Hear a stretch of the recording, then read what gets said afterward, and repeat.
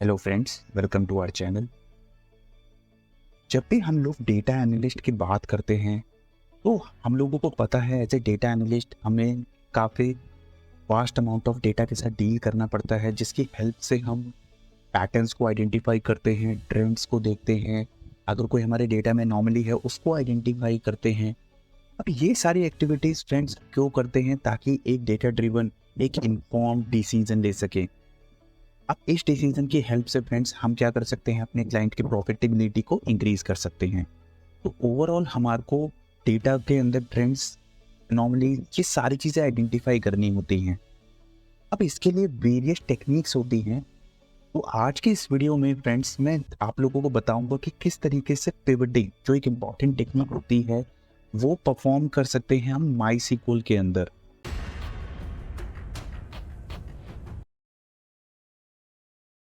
Pivoting में friends जो सबसे इम्पॉर्टेंट होता है, जैसे आप लोग यहाँ देख सकते हैं, it is helpful for analysing data across different categories. तो बेसिकली जो डिफरेंट कैटेगरीज होती हैं, हम उसके डेटा को एनालाइज कर सकते हैं बाय परफॉर्मिंग द पिवटिंग।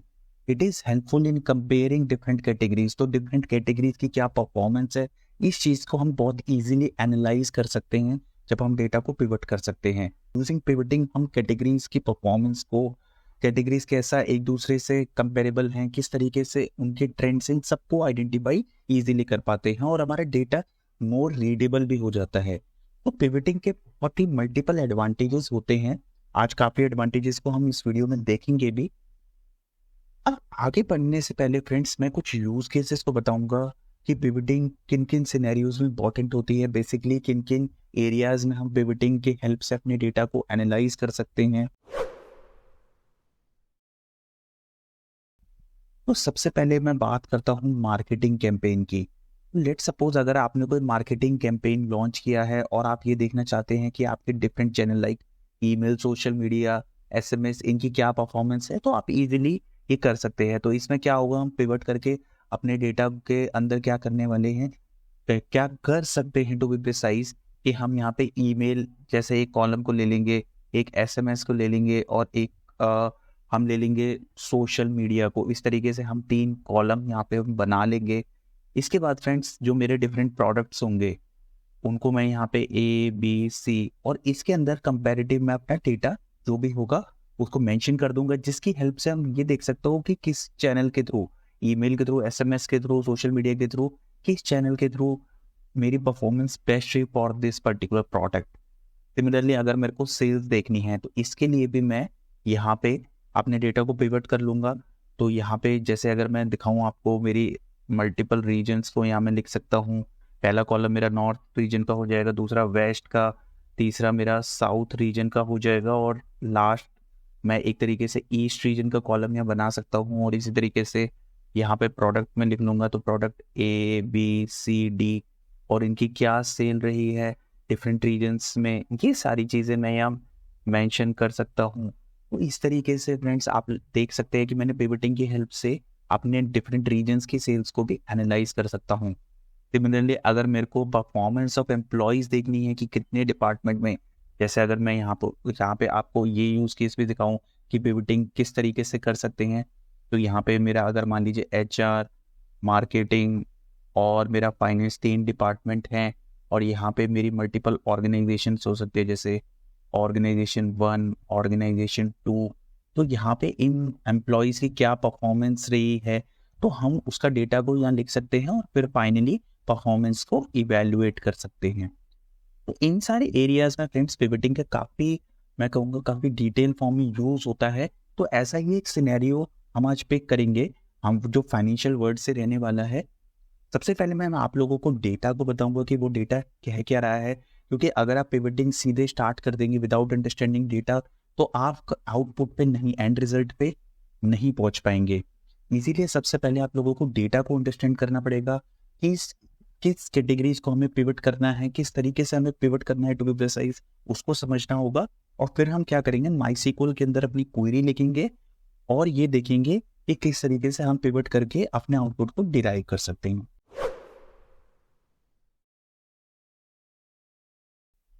अब एक बार हम अपने डेटा को समझ लेते हैं। तो मैंने ये डेटा फाइल ओपन की हुई है, ये फाइल मैं आप लोगों के साथ शेयर भी करूंगा। तो यहाँ पे आप देख सकते हैं सबसे पहले हमारा जो कॉलम है दैट इज इन्वेस्टर नेम्स। तो डिफरेंट इन्वेस्टर्स के नेम यहाँ पे लिखे गए हैं। उसके बाद फ्रेंड्स इन्वेस्टमेंट ईयर मेंशन्ड है। थर्ड कॉलम जो हमारा है दैट इज इन्वेस्टमेंट टाइप, कि किस इन्वेस्टमेंट टाइप की किस टाइप में ये लोग इन्वेस्ट करते हैं। जैसे बॉब ने 2022 में बॉन्ड्स में इन्वेस्ट किया और कितना अमाउंट इन्वेस्ट किया है वो यहाँ पे मेंशन किया गया। तो ये हमारा अमाउंट का कॉलम रहेगा दैट इज फोर्थ कॉलम। इस तरीके से एवन है, ओलिवर, सोफिया, डेविड, इन्होंने किस ईयर में किस इन्वेस्टमेंट टाइप्स में इन्वेस्ट किया है और कितना अमाउंट इन्वेस्ट किया है, ये सारा डेटा यहाँ पे दिया गया है। अब जो इम्पोर्टेंट चीज़ यहाँ निकल के आती है कि हमें जो एनालिसिस करनी है, हमारे पास ये कह सकते हैं बिजनेस से रिक्वायरमेंट आई है। हमें ये देखना है कि इन डिफरेंट इन्वेस्टमेंट टाइप्स में जैसे bond, stocks, mutual funds, stocks, bonds and real estate में क्या ट्रेंड रहा है इन्वेस्टमेंट का in last 5 years. Basically last 5 years में इन्वेस्टमेंट का क्या ट्रेंड रहा है, इसको एनालाइज करना है। अब ये एनालिसिस परफॉर्म करने के लिए फ्रेंड्स हमारे को पिवटिंग की यूज रहेगा। तो बेसिकली अगर मैं आपको रिक्वायरमेंट को समझाऊं पिक्टोरियल फॉर्म में, तो हमें क्या कहा गया है कि हमारे यहाँ पे इन्वेस्टमेंट जो हैं वो टाइप्स आ जाएंगे, इन्वेस्टमेंट टाइप्स। तो इसके अंदर हमारे जैसे बॉन्ड्स हैं, हमारे पास स्टॉक्स हैं, म्यूचुअल फंड्स हैं, इस तरीके से रियल एस्टेट है, इस तरीके से हमारे मल्टीपल इन्वेस्टमेंट टाइप्स होंगे। तो over the years like past 5 years, तो हमारा 2022 लेटेस्ट ईयर है, तो 2018, 2019, 2020, इसी तरीके से 2021 एंड फाइनली 2022। तो इन इंस्ट्रूमेंट्स में क्या ट्रेंड रहा है बेसिकली हमें ये देखना है। तो बॉन्ड्स का क्या ट्रेंड रहा है, स्टॉक्स में क्या ट्रेंड है अमाउंट का, म्यूचुअल फंड्स में क्या ट्रेंड है और रियल एस्टेट में बेसिकली कितना इन्वेस्टमेंट हमारा इन टाइप्स में आ रहा है। बॉन्ड्स में ओवरऑल कितना इन्वेस्टमेंट आ रहा है 2018 में, 19 में, 20 में, स्टॉक्स में कितना इन्वेस्टमेंट आ रहा है over the 5 years, mutual funds में कितना आया है और रियल एस्टेट में कितना है। इस सारे का डेटा हमारे को पिवटिंग के थ्रू इस तरीके से एनालाइज करना रहेगा। तो अब हम क्या करेंगे, हम माई सिक्वल का यूज करके इस तरीके की पिवटिंग परफॉर्म करेंगे और देखेंगे कि किस तरीके से हम क्वेरी लिख सकते हैं। अब फ्रेंड्स क्वेरी लिखने से पहले मैं एक इंपॉर्टेंट चीज आप लोगों को ये बताना चाहूंगा कि इस तरीके की मल्टीपल रिक्वायरमेंट्स हमें रियल वर्ल्ड में क्लाइंट की तरफ से मिलती हैं। अगर हम रिक्वायरमेंट को डायरेक्टली फुलफिल करने चले जाएंगे विदाउट अंडरस्टैंडिंग डेटा, तो हम कभी कभार तो हम अपने प्रॉब्लम को सॉल्व कर पाएंगे, but during the longer run जब प्रॉब्लम कॉम्प्लेक्स होंगी तब नहीं कर पाएंगे इश्यूज को या रिक्वायरमेंट्स को रिजॉल्व। तो इसीलिए हमें डेटा को अंडरस्टैंड करना बहुत ज़रूरी है बिफोर टेकिंग और राइटिंग एनी क्वेरी। तो अब एक बार हम क्या करेंगे, माई सिक्वल में जाएंगे और अपनी क्वेरी को स्टार्ट करेंगे लिखना।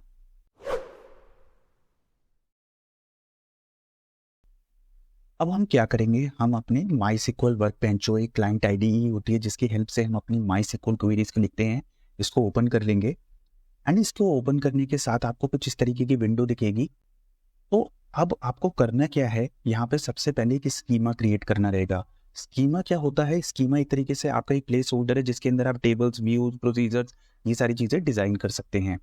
तो मैंने एक स्कीमा ऑलरेडी क्रिएट करके रखा हुआ है। आप लोग क्या करेंगे, ये जो डेटाबेस वाला आइकन है इसको क्लिक करके एक न्यू स्कीमा बना लेंगे। बहुत ही स्ट्रेट फॉरवर्ड प्रोसेस है। अगर आपको डीप में समझना है तो मैं फ्यूचर में इससे रिलेटेड भी वीडियोस लेके आऊँगा। तो अभी के लिए मैंने ऑलरेडी स्कीमा क्योंकि बनाया हुआ है, मैं क्या करूँगा, जो हमारा CSV डेटा जो मैंने अभी आपको दिखाया था उस डेटा को इम्पोर्ट कर लूँगा। तो उसके लिए फ्रेंड्स मैं क्या करूँगा, यहाँ पे ये जो टेबल्स दिख रहा है आपको इसको क्लिक करना रहेगा and table data import wizard. Table data import wizard की हेल्प से मैं अपने जो CSV डेटा है उसको मैं यहाँ इंपोर्ट कर लूँगा एक टेबल के अंदर।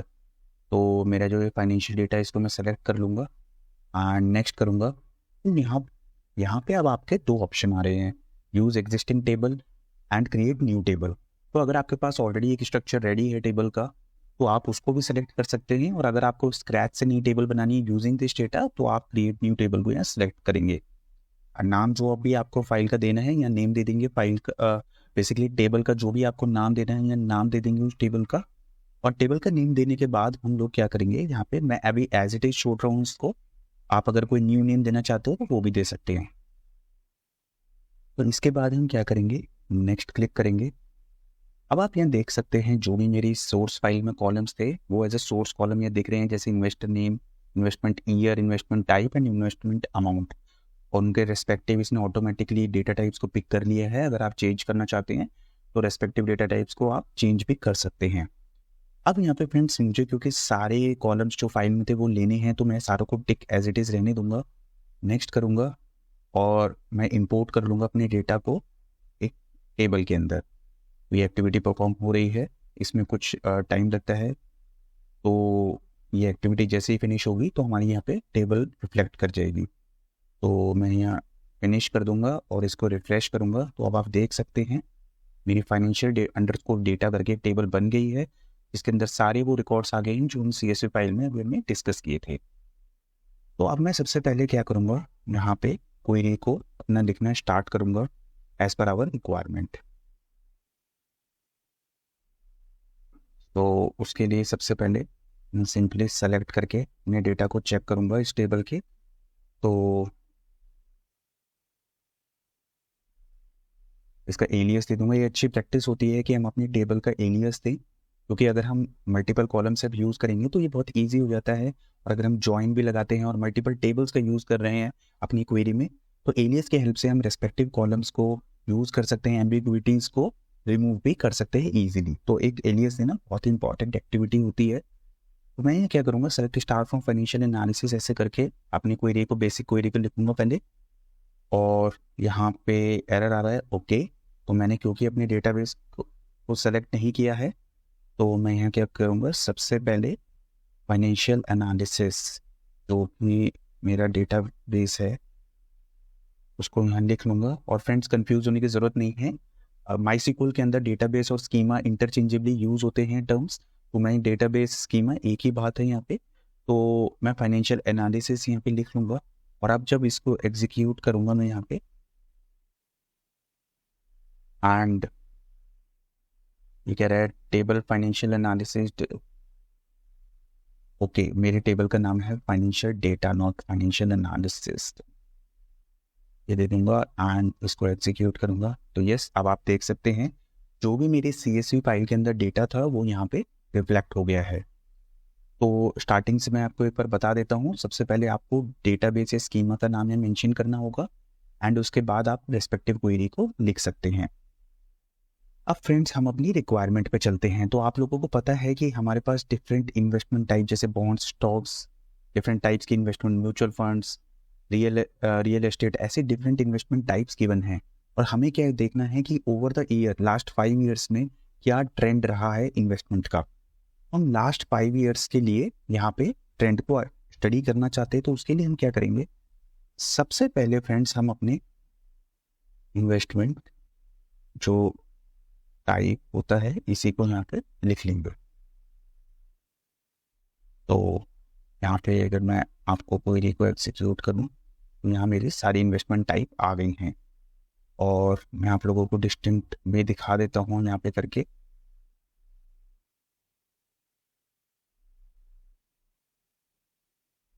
तो अगर मैं चेक करता हूँ कितनी डिस्टिंक्ट इन्वेस्टमेंट टाइप हैं, तो आप देख सकते हैं हमारे पास bonds, stocks, mutual funds and real estate, ऐसे 4 इन्वेस्टमेंट टाइप्स हमारे पास प्रेजेंट है हमारे डेटा के अंदर।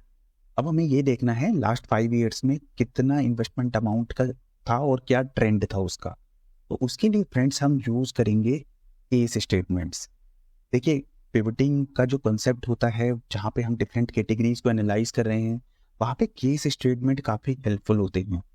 तो MySQL के अंदर केस स्टेटमेंट्स का हम यूज़ करके अपनी डिफरेंट कैटेगरीज को एनालाइज कर सकते हैं, उनको हम कॉलम्स के फॉर्म में दिखा सकते हैं डिफरेंट कैटेगरीज को, और डेटा को इजीली एनालाइज कर सकते हैं, पैटर्न्स को आइडेंटिफाई कर सकते हैं। तो मैं भी यहाँ पे क्या करूँगा, मैं अभी केस स्टेटमेंट का ही यूज़ करूँगा।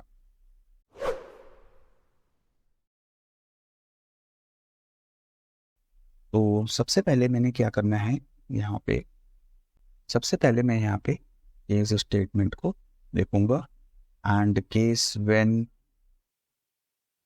एक बार हम अपने टेबल को भी हम देख लेते हैं, टेबल का स्ट्रक्चर कैसा है।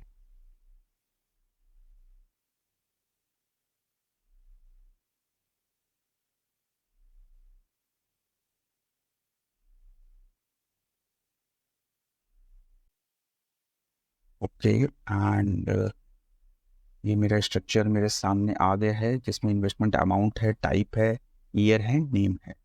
तो हमारे को इन्वेस्टमेंट टाइप और investment amount and investment year, ये 3 कॉलम्स प्राइमरीली यूज होंगे हमारी इस क्वेरी में।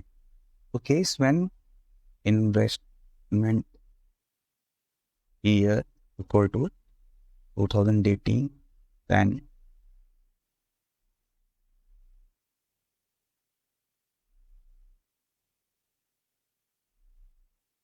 else as 2018 investment yes, and इसको मैं इस फॉर्म में दे दूंगा। ओके, एंड जो वैल्यूज होंगी उनका मैं सम भी यहाँ पे करना रहेगा, तो मैं उन वैल्यूज को सम भी कर दूंगा। अब एक बार फ्रेंड्स हम अपनी जरा केस स्टेटमेंट को समझ भी लेते हैं। तो अगर हम बात करते हैं अपने केस स्टेटमेंट की सिंटेक्स की, तो अगर यहाँ पे मैं आप लोगों को थोड़ा सा सिंटेक्स के बारे में बात करूँ केस स्टेटमेंट के, तो इसमें क्या है, केस, उसके बाद अगर कोई व्हेन कोई कंडीशन होती है वो, तो वहाँ पे हम कंडीशन को लिख देते हैं, एंड उसके बाद क्या करते हैं, देन जो भी हमारा रिजल्ट आएगा। तो अगर करंट कंटेक्स्ट में देखें तो हम क्या कर रहे हैं यहाँ पे, ओके। तो सबसे पहले जैसे आप यहाँ देख सकते हैं, मैंने यहाँ केस लिखा, ये जो केस था, उसके बाद व्हेन में इन्वेस्टमेंट ईयर जो भी मेरी कंडीशन थी वो यहाँ मेंशन कर दी कि इन्वेस्टमेंट ईयर मेरा 2018 होना चाहिए। देन अगर है तो इन्वेस्टमेंट अमाउंट को वो पिक कर लेगा। इसी तरीके से फ्रेंड्स हम ऐसे यहाँ पे कंडीशन देते हैं, ओके। और अगर मेरे को मल्टीपल कंडीशन देनी होती तो मैं मल्टीपल कंडीशंस भी यहाँ दे सकता था। अब फ्रेंड्स इसके बाद क्या करते हैं हम, जब हम अपनी कंडीशंस को मेंशन कर देते हैं, इसके बाद फ्रेंड्स हम यहाँ पे एल्स लिखना होता है। इसके बाद हमें एल्स लिखना होता है। जैसे आप यहाँ देख सकते हैं, मैंने एल्स में नल लिखा है क्योंकि मेरे पास कुछ भी मेरे को वैल्यू इसके अलावा नहीं देनी है, तो मैंने यहाँ एल्स में नल लिख दिया। अदरवाइज मैं यहाँ पे भी कोई वैल्यू, यहाँ पे रिजल्ट जो होता है वो मैं यहाँ लिख सकता था। इसके बाद फ्रेंड्स मैं इस केस को एंड कर देता हूँ, तो यहाँ पे मैंने एंड कर दिया। तो ये सिंपल एक सिंटेक्स होती है यहाँ पे केस स्टेटमेंट की, ये देखनी बहुत ज़रूरी है। तो यहाँ पे मैंने एक तरीके से आप लोगों को यूजिंग सिंटेक्स कैसे कोरिलेट करना है और किस तरीके से राइट करनी है वो दिखाया। तो अभी केवल 2018 के लिए मैं क्वेरी को यहाँ रन करूँगा। इसको एक बार देख लेते हैं क्या आउटपुट आता है। ओके, मुझे यहाँ पे ग्रुप बाय करना रहेगा, एंड क्योंकि मैंने यहाँ पे समेशन परफॉर्म किया है इसलिए मेरे को यहाँ ग्रुप बाय करना होगा। तो यहाँ पे मैं बाय भी कर दूंगा।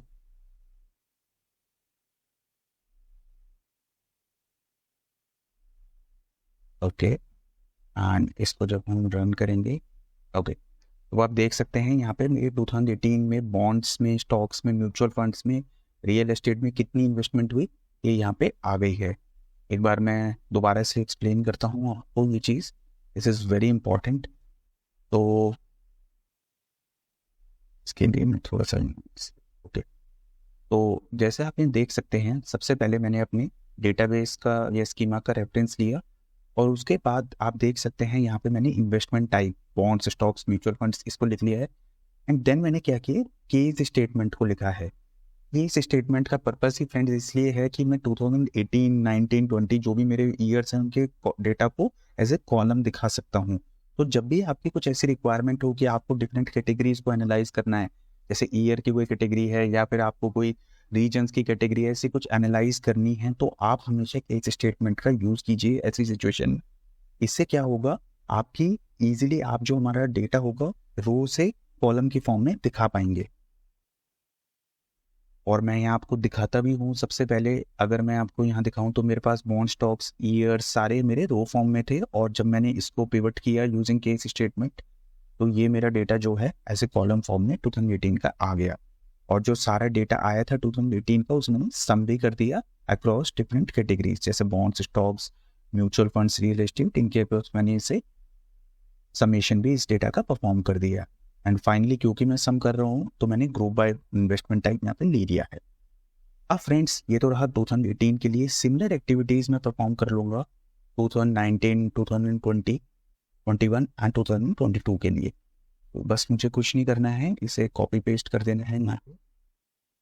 And one more time, yes, तो ये मेरा 19, मेरा 20, this is my 21 and this is 22। Similarly मैं यहाँ पे 9 लिखूंगा,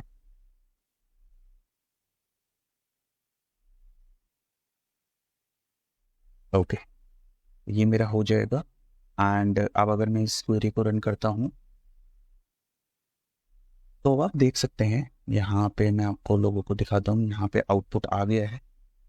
तो अब आप यहाँ देख सकते हैं कि यहाँ पे जो मेरा बॉन्ड्स, स्टॉक्स, म्यूचुअल फंड्स और रियल एस्टेट में था उसका जो सारा डेटा था यहाँ पे आ गया है। और एक तरीके से मैं ट्रेंड को यहाँ पे स्टडी कर सकता हूँ कि 2018 से 22 के बीच में क्या ट्रेंड रहा बॉन्ड्स का, क्या स्टॉक्स का, म्यूचुअल फंड्स में क्या ट्रेंड रहा इन्वेस्टमेंट का, रियल एस्टेट में क्या ट्रेंड रहा, ओवरऑल इन्वेस्टमेंट अमाउंट कितना गया है अलग अलग ईयर्स में, उसको मैं ईजिली स्टडी कर सकता हूँ। अब यहाँ पे कुछ डेसिमल के बाद एक्स्ट्रा जो डिजिट्स आ रही है उसके लिए मैं क्या करूँगा, राउंड फंक्शन का यूज़ कर लूँगा और 2 प्लेसेस तक इसको राउंड कर दूंगा। तो यहाँ पे कुछ नहीं करना है, बस इसे राउंड कर देना है इन सबको। तो एक बार वो एक्टिविटी भी मैं परफॉर्म कर लेता हूँ ताकि जो हमारा डेटा है उसकी रीडेबिलिटी इंक्रीज हो जाए। तो हम राउंड कर देंगे and it is on the way on to round for 2 places, तो हम यहाँ 2 places तक इसको राउंड कर देंगे। अब अगर हम इसको रन करते हैं, यस, तो अब आप देख सकते हैं सारी जो हमारा अमाउंट थे वो 2 प्लेसेस तक राउंड होकर हमारी वैल्यूज आ गई हैं। तो इस तरीके से आप देख सकते हैं जो भी हमारे डिफरेंट इन्वेस्टमेंट टाइप्स थे जैसे बॉन्ड, स्टॉक्स, इन्हीं में क्या ट्रेंड रहा और लास्ट 5 ईयर्स, ये आप इजीली यहाँ देख सकते हैं। अब अगर आपको ये डेटा अगर आपको किसी BI टूल के थ्रू प्लॉट करना है, चार्ट बनाना है, बार ग्राफ बनाना है इसकी हेल्प से, तो वो भी आप इजीली बना सकते हैं। तो इससे एडवांटेज ये होता है कि हमने अपने रो वाला जो डेटा था उसको एक तरीके से कॉलम फॉर्म में ले आए और कॉलम फॉर्म में लेके आने के बाद हम इजीली एनालाइज कर पाए ओवरऑल ट्रेंड को ओवर द ईयर्स। इस तरीके से आप अलग कैटेगरीज, डिफरेंट कैटेगरीज को भी आप यहाँ पे केस स्टेटमेंट की हेल्प से आप उसको कॉलम वे में दिखा सकते हैं। तो ये सारा कुछ फ्रेंड्स डिपेंड करता है आपके डेटा के ऊपर कि जिस टाइप का आपका डेटा होगा उस तरीके से आप उस डेटा को आप अलग अलग तरीके से कॉलम फॉर्म में दिखा सकते हैं। तो ये जो कॉन्सेप्ट है फ्रेंड्स पिवटिंग का, या मैं कहूँ केस स्टेटमेंट यूज करने का MySQL में, ये बहुत ही फ्रीक्वेंटली यूज होता है जब आप डेटा एनालिसिस को परफॉर्म करते हैं। तो डेटा एनालिसिस, अगर आप डेटा एनालिस्ट हैं या डेटा एनालिसिस परफॉर्म कर रहे हैं तो आप लोगों को ये केस स्टेटमेंट का जो कंसेप्ट है ये क्लियर होना बहुत ज़रूरी है। तो मुझे उम्मीद है ये आपको वीडियो में ये जो कंसेप्ट है ये क्लियर हुआ होगा। अगर आप इससे रिलेटेड कोई डाउट है आपके तो आप कमेंट सेक्शन में शेयर कीजिए, मैं आंसर देने की कोशिश करूँगा। इसके अलावा फ्रेंड्स अगर अभी तक आपने इस चैनल को सब्सक्राइब नहीं किया है तो मेरी रिक्वेस्ट है आप लोगों से, आप प्लीज़ चैनल को सब्सक्राइब कर दीजिए और वीडियो को लाइक ज़रूर कीजिए। तो मिलते हैं नेक्स्ट वीडियो में, तब तक के लिए थैंक यू।